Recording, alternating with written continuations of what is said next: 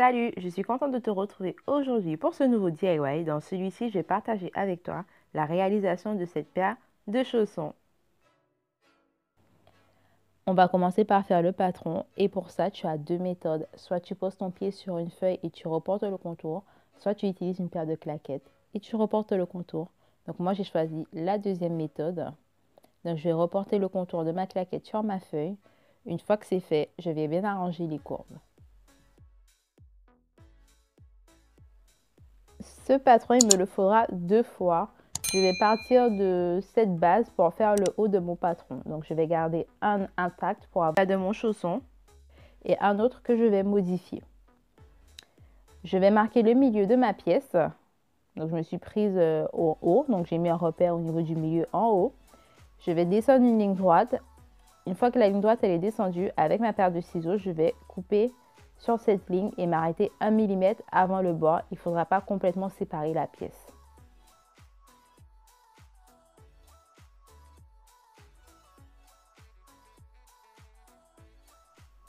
Donc, comme tu vois, je me suis arrêtée 1 mm avant le bord.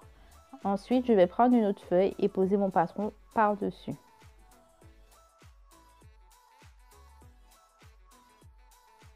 Je vais commencer à écarter mes pièces. Donc, moi, j'ai écarté 6 cm. Je fais une taille 38-39. Donc, il faut que tu vois si ça te va ou pas. Mais minimum 6 cm. Donc, une fois que j'ai mes 6 cm, je vais mettre du scotch pour maintenir ma pièce en place.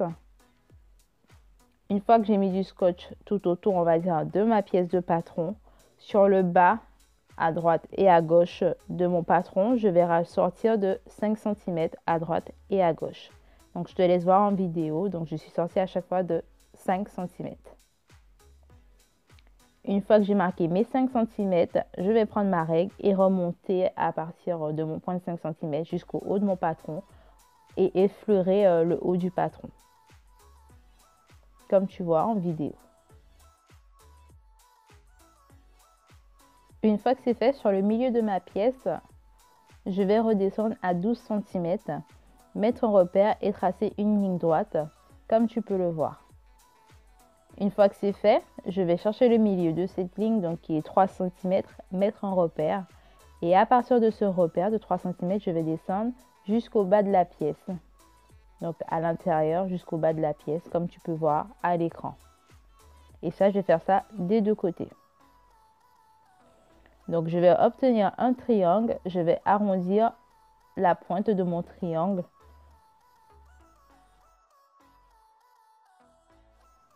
Maintenant, je vais découper ma pièce et elle va m'aider pour avoir mon tube qui va remonter au niveau de ma cheville. Pour avoir la longueur du rectangle qui nous remonte au niveau de la cheville, tu peux soit ouvrir ta pièce comme j'ai fait à l'écran ou mesurer. Donc, il faudra que tu l'ouvres et que tu mesures et tu reportes ça sur ta feuille. Et au niveau de la largeur de ton rectangle, c'est toi qui décides de la hauteur que tu veux que ça monte, quoi. Si tu veux un petit rectangle au niveau de ta cheville ou si tu veux un grand, c'est toi qui décides ici. Mon patron est terminé, je vais pouvoir passer à la découpe de mon tissu. Au niveau de l'aisance, j'ai rajouté 3 cm, donc 1 cm de couture, on va dire, et 2 cm d'aisance. Il vaut mieux que ce soit plus grand, au pire tu rétrécis, que ce soit trop petit. J'ai deux pièces noires, c'est de l'antidérapant que tu trouves en rouleau chez Action ou un peu partout en fait. J'ai découpé 2 fois ma pièce du bas dans le polaire, 2 fois dans la ouate et 2 fois dans mon tissu en wax. Ensuite, le tube au niveau de la cheville, donc je l'ai découpé 2 fois dans le wax, 2 fois dans la ouate et 2 fois dans le polaire. Et la pièce du dessus du patron, donc je l'ai découpé 2 fois dans le wax, 2 fois dans la ouate et 2 fois dans le polaire. Maintenant que je t'ai montré toutes les pièces, je vais séparer le pied droit et le pied gauche. Il faudra bien différencier tes deux pieds, bien les mettre dans le bon sens pour ne pas te tromper au niveau de l'assemblage. Pour l'assemblage, je vais commencer par prendre de la colle en spray que je vais mettre sur la ouate. Une fois que j'ai mis la colle sur la ouate, je vais venir encoller mon tissu en wax. Ça, tu n'es pas obligé de le faire, c'est juste que moi, j'avais pas envie de mettre une tonne d'épingles et j'ai ça à la maison, donc autant l'utiliser. J'ai bien encollé mes deux pièces, donc là, je vais prendre le polaire que je vais mettre endroit contre endroit, mettre des épingles et passer à la couture 1 cm du bord. La couture faite, je vais ouvrir ma pièce et faire une surpiqûre à 1 mm du bord à peu près. Je vais mettre la pièce de côté et prendre le dessus de mon chausson.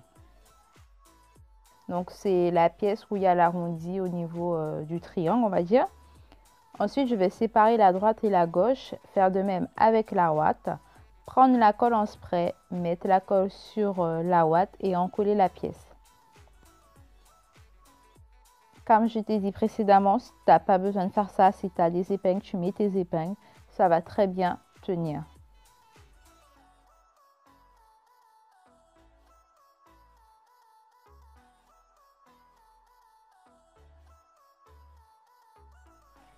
Donc j'ai bien pressé pour bien encoller le tout. Je vais prendre la première pièce que j'ai cousue.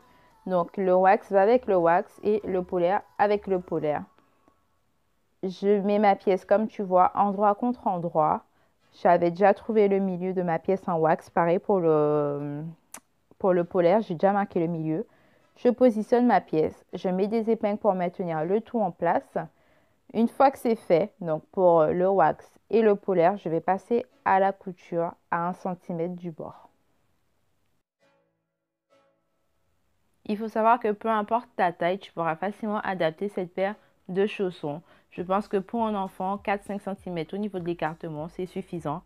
Après, c'est comme pour tous les patrons, je t'invite à faire un essai avant de te lancer sur ton bon tissu.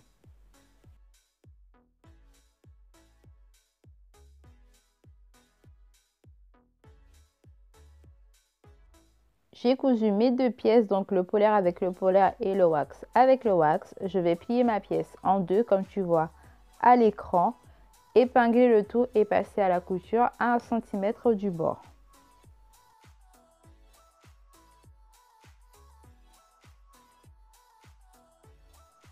La couture elle est faite, je vais retourner ma pièce, la mettre sur l'endroit. Ensuite, à l'aide d'épingles, je vais bien épingler les 3 couches. Donc, je vais bien faire correspondre la couture de milieu dos du wax avec celle du polaire et ensuite épingler bien tout autour. Une fois que j'ai tout épinglé, je vais prendre le fond de mon chausson, donc le polaire, pour pouvoir épingler le tout. Donc, ma chausson elle est sur l'endroit et je vais venir épingler le polaire. Je mets pas mal d'épingles. Je te conseille de faire un point bâti pour être sûr de bien prendre avant de passer à la couture. Donc moi, je suis passée à la surjeteuse. Tu peux utiliser ta machine à coudre pour faire un point zigzag pour être sûr de prendre toutes les couches.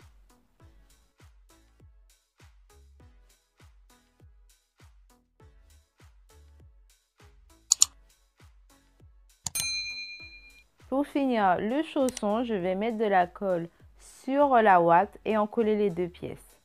Une fois que c'est bien encollé, je vais prendre l'antidérapant que je vais mettre sur la partie qui est en wax. Du coup, la ouate sera sur la table, l'antidérapant au-dessus. Je vais prendre le chausson que je vais mettre sur l'antidérapant, donc wax contre wax, on va dire. Mettre des épingles pour maintenir le tout en place. Donc là, le haut du chausson ne pourra pas vraiment rentrer à l'intérieur, donc je vais laisser dépasser.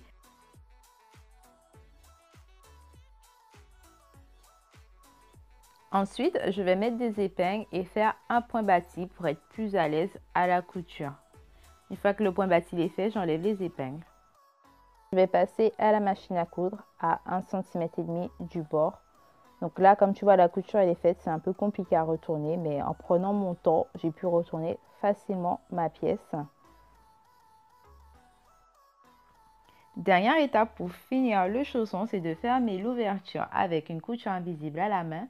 Une fois que cette couture sera faite, notre chausson sera enfin terminé.